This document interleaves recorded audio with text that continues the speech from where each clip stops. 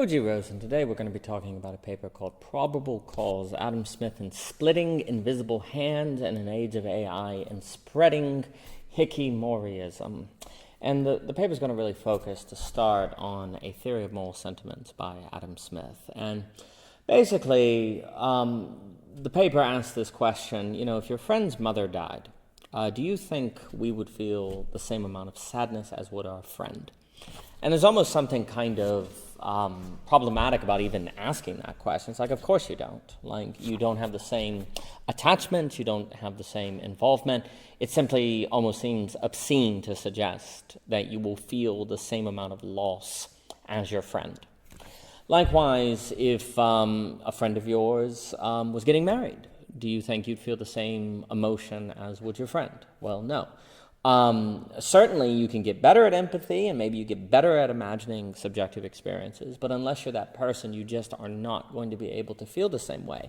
Again, that doesn't mean you can't get better at empathy. You can't get better at having the experiences of other people, but it's never going to be perfect. And even if it was, you couldn't know it, and even if you did in one instance, you wouldn't be doing it in the next.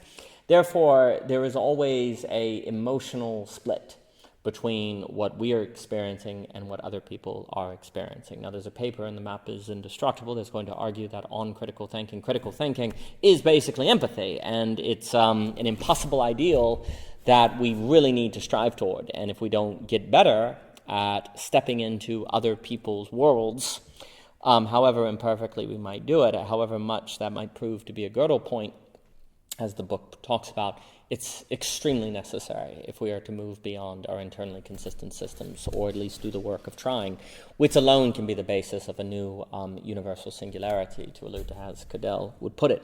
But that all said, we simply cannot share perfectly the emotional experiences of other people. If my yard was being ruined by groundhogs, if I had a pipe burst in the house, if I needed a wrench to fix something pressing, all of these things, other people are not going to feel the same way about those challenges and problems as I am going to feel. And it is on this reality that Adam Smith's, we can see Adam Smith's understanding of free enterprise or capitalism is based. That capitalism is based on just an acceptance of this reality regarding human motivation. And if you don't accept this, you're fighting upstream, and that could cause a whole lot of problem. There's a quote out of the Theory of Moral Sentiments, and it goes the following: "The most frivolous disaster which could befall a man would occasion a more real disturbance. If he was to lose his little finger tomorrow, he would not sleep tonight. But provided he never saw them," that's a very important caveat there, "he would snore with the most profound security over the ruin of 100 million of his brethren." We may not like this idea. This may, dare I say, be Lacanian the real of Lacan in a manner that we really don't want to accept. But I find it very hard to argue with. I think what Smith is getting at is completely true. And Smith's theory of free enterprise and how individual activity is going to benefit the whole is based on this motivational truth. Any other way of trying to motivate people is going to be fighting upstream. If you try to create an ethical theory to convince people to do the good, to be motivated by the rational, by the good, so on and so forth, you're going to be fighting upstream. But if instead you motivate people by their natural motivations that they experience in their particularity that no one else can be motivated by, then this has a much better chance of working. And you can argue it did work if we follow the great enrichment that Dietrich Miklowski talks about. That if you can create a system where people's individual emotional experience is allowed to motivate people, and simply by being motivated, the society then provides the infrastructure, the resources, the stores, the currency, and so on, by which people can realize that motivation toward whatever end it might be motivated toward, then you're not going to be fighting upstream And this will be a much more effective society. And if you do this, well, then you can get that intelligence of the bees that is so or collective intelligence that is so famously associated with Adam Smith, which of course is pointing to the invisible hand. The idea of the invisible hand is what Adam Smith is arguably most famous for. But I think Dietrich McCloskey is correct that the invisible hand is not exactly prominent in Smith's work. It shows up here and there, and it doesn't have a consistent meaning, and that's what we're going to get into next. But the famous quote from The Wealth of Nations goes the following: "As every individual, therefore, endeavors as much as he can both to employ his capital in the support of domestic industry, and so to direct that industry that its produce may be of the greatest value, every individual necessarily labors to render the annual revenue of the society as great as he can. He generally, indeed, neither intends to promote the public interest, nor knows how much he is promoting it. By preferring the support of domestic to that of foreign industry, he intends only his own security, and by directing that industry in such a manner as its produce may be of the greatest value, he intends only his own gain, and he is in this, as in many other cases, led by an invisible hand to promote an end which was no part of his intention. Nor is it always the worse for the society that it was not part of it. By pursuing his own interest, he frequently promotes that of the society more effectually than when he really intends to promote it." So that's the famous idea of the invisible hand. And I believe that is the only time it shows up in The Wealth of Nations, funny enough. You could say Adam Smith is almost cursed by the way the brain grabs a metaphor or an analogy and clings to it, and we've come to understand all of Adam Smith through that invisible hand. But once you look at his... but Adam Smith, I think, is much more nuanced and intricate once you kind of look through him. But the point, it's not wrong, the idea of the invisible hand that people have in Adam Smith. And basically, this invisible hand of the market works because it accepts and is based on the real of human motivation and the fact that each individual in their particular circumstances is more motivated to do what that particular circumstance needs or is fitting for it than others. And so you should let people be free to, well, do what they are motivated to do. That doesn't mean they're always going to do, quote unquote, what's best, but the idea is that there's a much higher probability that they will. Given their motivation, and if they fail in the first attempt, they'll keep trying and do it on the second attempt, and they won't quit, they won't exit, because of the natural motivation that they have in their particularity. And the collective result of all of this leads to a better state of affairs for the average and most people in the larger society than if you were to not let people do what they are individually motivated to do, if you were to instead try to convince them to act on the basis of an ethical theory or at the command of a king or something like that. Because all those are other ways of coordinating. We can look at it this way. If you are trying to coordinate action for the best end, the highest probability of effective coordinated action for the best end collectively would be if you somehow let people in their natural motivation act in such a manner that gave rise to the best outcome, quote unquote. Now, of course, that's the ideal, but if that was possible, that would indeed be the most likely to work, and the argument is that capitalism as such is the most likely to work. And again, you could argue it did. It unlocked an explosion of wealth, as Dietrich McCloskey talks about in her book, The Great Enrichment. It gave us technology, air conditioning, and so this invisible hand of the wealth of nations seems to have worked very, very well. However, there is another invisible hand that Dietrich McCloskey also talks about that we see in a theory of moral sentiments. And this invisible hand is more ethical and even providential. To quote Smith, "The rich only select from the heap what is most precious and agreeable. They consume little more than the poor, and in spite of their natural selfishness and rapacity, though they mean only their own convenience, through the sole end which they propose from the labors of all the thousands whom they employ, be the gratification of their own vain and insatiable desires. They divide with the poor that produce of all their improvements. They are led by an invisible hand to make nearly the same distribution of the necessaries of life which have been made had the earth been divided into equal portion among the inhabitants, and thus, without intending it, without knowing it, advance the interest of the society and forward means to the multiplication of the species. Now, what Dietrich McCloskey wants to argue is that that this is a different invisible hand. It has overlap with the invisible hand of the wealth of nations, but this one is suggesting an ethical transformation, a theological transformation. It is suggesting, in the same way Genesis will speak about, man meant it for evil and God meant it for good, there's a way in which the unethical activity of the rich cannot help but bring about an ethical transformation of people in the rich seeking their desires, seeking what they want. It creates the conditions where everyone has to learn to work together. It creates the situations where the rich then want, say, a community to serve them or a town where they can get goods. Like, in order for the rich to fulfill their desires, they end up creating the conditions of possibility for a communal spirit and for people to interact, and also bring about an enrichment that helps people not have to worry about basic necessities, and so they can focus on ethical or theological virtues, if you will.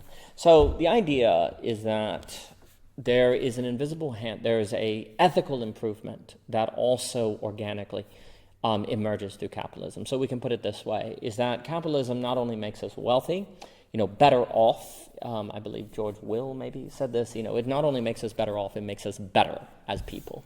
And that is something that Dietrich McCloskey emphasizes in the bourgeoisie virtue. So there's two things that capitalism does. It actually makes us more ethical, it makes us more capable of empathy, while also making us richer. It does both at the exact same time. And this development of empathy is very important. So let's put it this way. If you wanted to make money, well, in Adam Smith's day, the only way you're going to do that is by interacting with people. If you open a store, you have to see people who come in. You have to learn to reason with them versus use force. You're going to encounter different kinds of people who come into your store. If you want to make a successful company, you've got to take the customer into account. You've got to learn ethics to a certain degree. Now, you can say it becomes manipulative and all that, but this is where, we get into a lot here. Because in Smith's day, it's very difficult to make money or to become rich, especially once the feudal lords are bankrupted because they wasted all their money on trinkets, which Smith also talks about in The Wealth of Nations.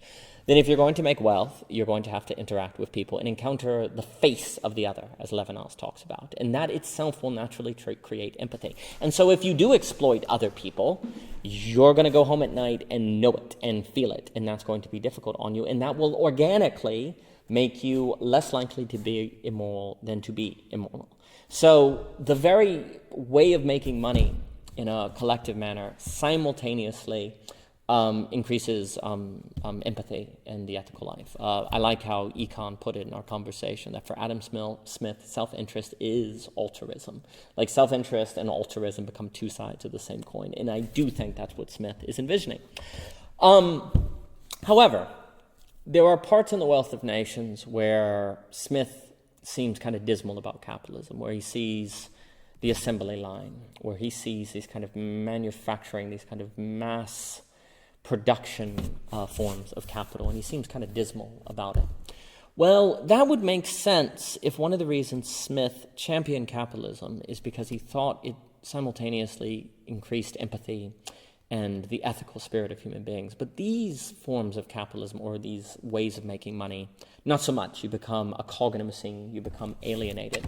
But you could, and therefore you don't increase your capacities for social interaction or socialization.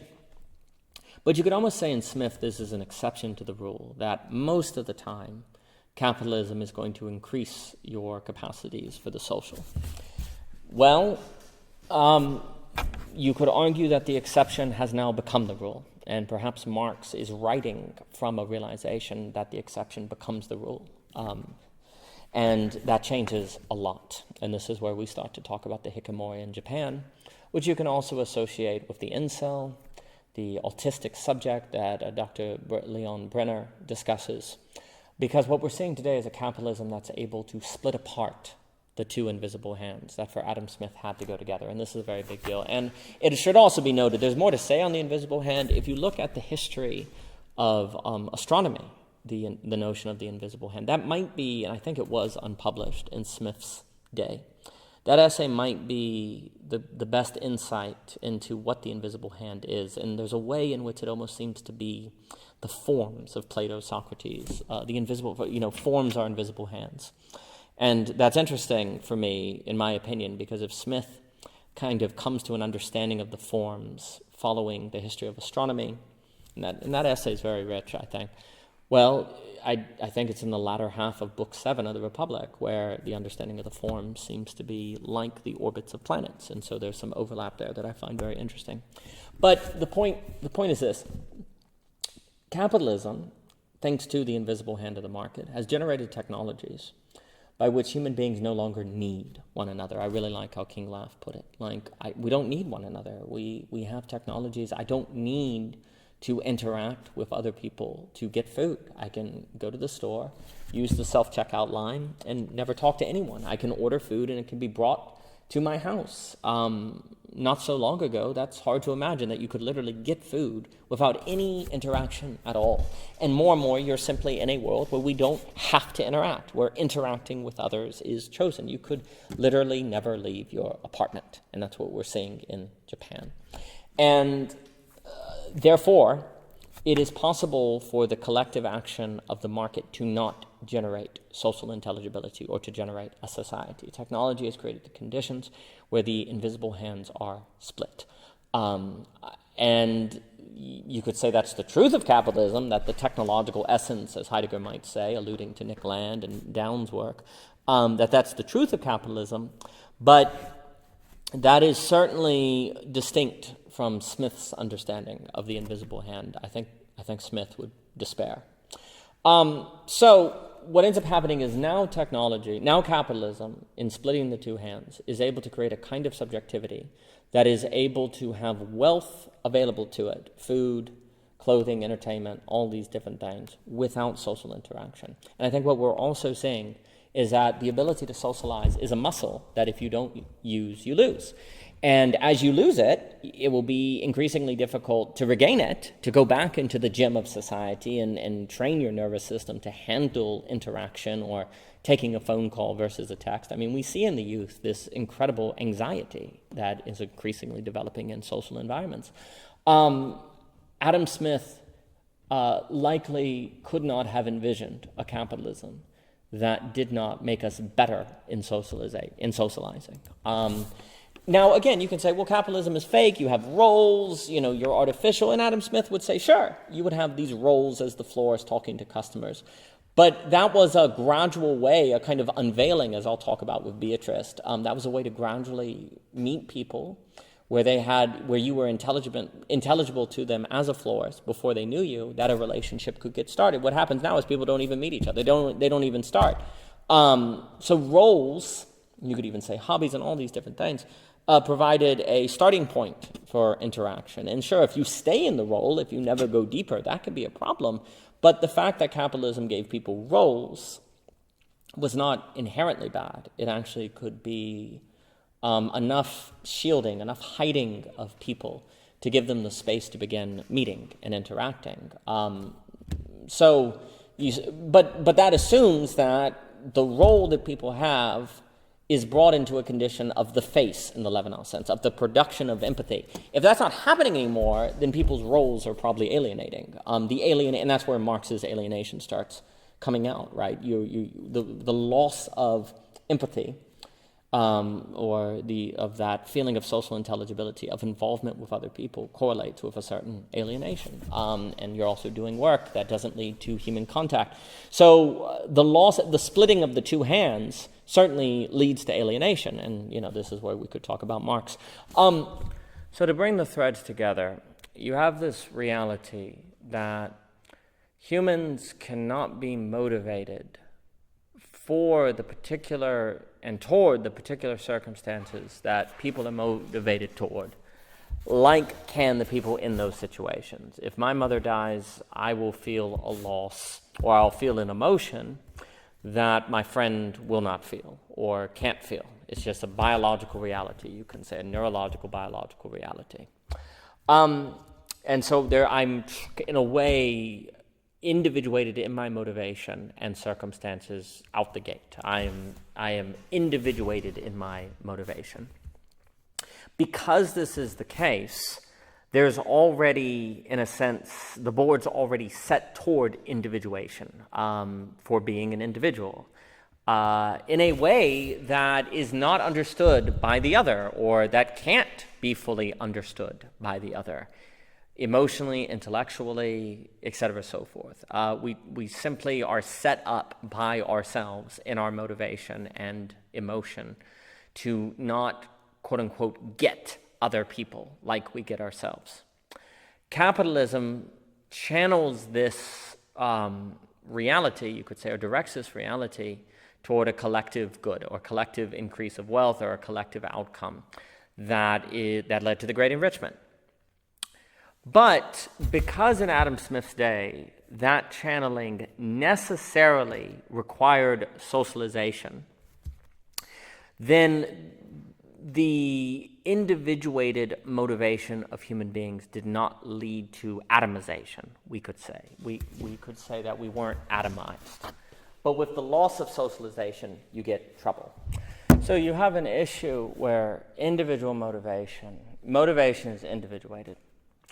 And that alone sort of sets us up to naturally be individuated, to be atomized, to pursue our own motivations and interests in a manner that loses social intelligibility. But what Smith is pointing out is basically capitalism has it to where you can't engage in your individual motivations without socializing, and thus developing empathy. So there's a kind of, you could say, dialectical tension between the two invisible hands, where you have one that is tending us toward atomization, and another that's one with it that develops empathy. And therefore, the very problematic, dare I say, excesses of individual motivation do not sour or extend too far into atomizations.